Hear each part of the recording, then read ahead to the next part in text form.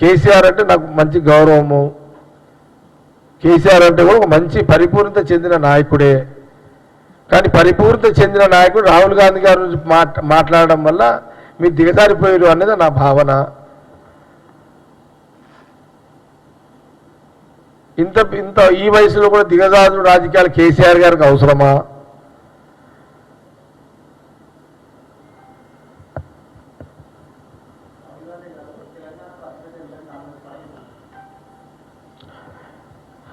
రాహుల్ గాంధీ గారి పట్ల కేసీఆర్ గారు ఎన్ని మాటలు మాట్లాడినా రాహుల్ గాంధీ గారి యొక్క కుటుంబము, రాహుల్ గాంధీ గారి యొక్క కుటుంబము, వాళ్ళ త్యాగాల నిలయము. రాహుల్ గాంధీ గారి కుటుంబము త్యాగాల నిలయము.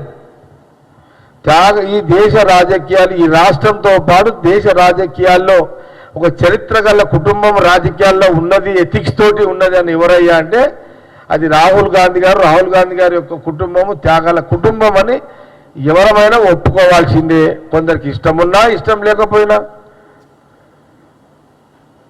ఒప్పుకోవాల్సిందే. ఆనాడు బ్రిటిష్ వాళ్ళు పరిపాలిస్తున్న క్రమంలో కోటీశ్వరు లక్షల కోట్ల ఉన్న మోతీలాల్ నెహ్రూ గారు స్వాతంత్ర ఉద్యమం కోసం మహాత్మా గాంధీ గారి యొక్క నాయకత్వం నెహ్రూ వారికి ముందు పెట్టి వాళ్ళ ఆస్తులు ఈస్తులు దారదత్తం చేసే చరిత్ర రాహుల్ గాంధీ గారి ముత్తాతలు, తాతలు, వాళ్ళ తండ్రుల చరిత్ర ఉంది. ఆ చరిత్రని కేసీఆర్ గారు నోరు రానంత మాత్రాన పోదది.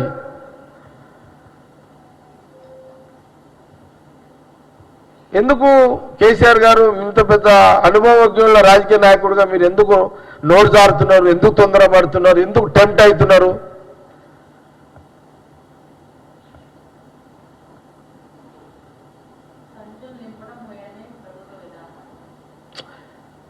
సంచులు ఎవరు మొయ్యలేదు?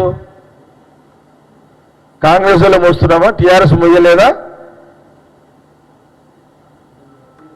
ఎక్కడెక్కడ మోసారు సంచులు? ఎక్కడెక్కడ నన్ను కేసారు? ఎక్కడెక్కడ మొయ్యలేదు సంచులు?